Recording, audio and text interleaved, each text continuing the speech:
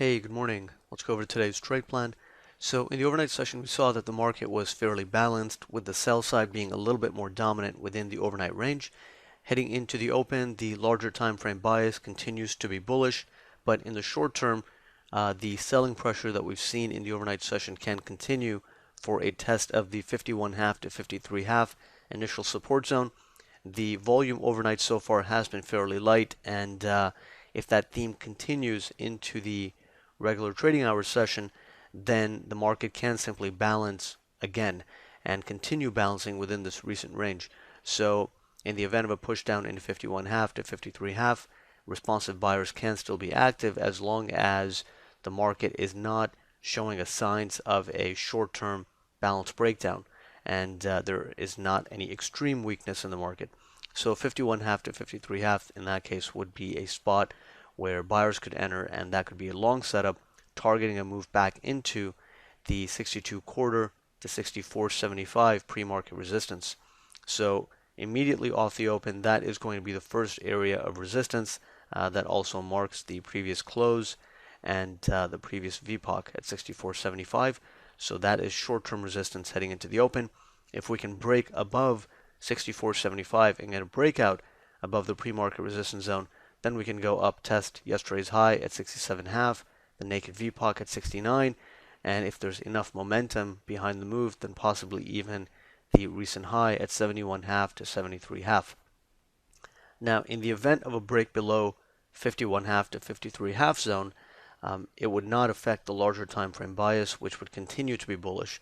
So even if the initial support zone doesn't hold, the market can still reverse off of one of the zones below at 47.75 to 49.75 and 42.75 to 44.75. So again, unless we are seeing extreme weakness, we should still be looking to attempt longs at those support zones below because there isn't really any major economic catalyst on the day time frame today. We have consumer confidence at 9 a.m. Central Time, but it's not really a major catalyst. The next major catalyst is the FOMC announcement due tomorrow.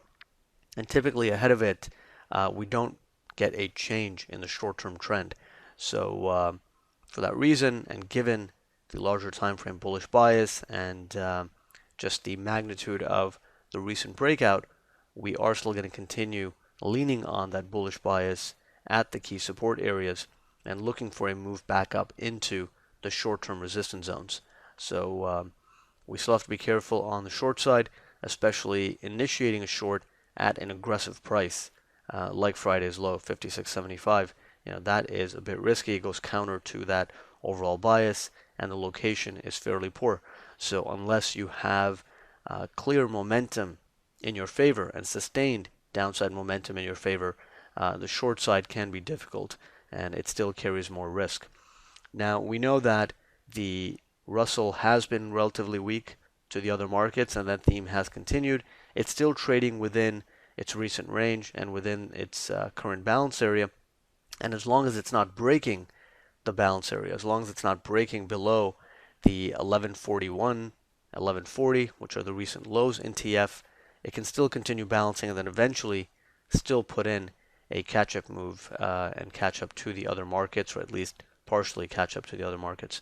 So those are really the main ideas heading into the open. Very balanced market, very light volume.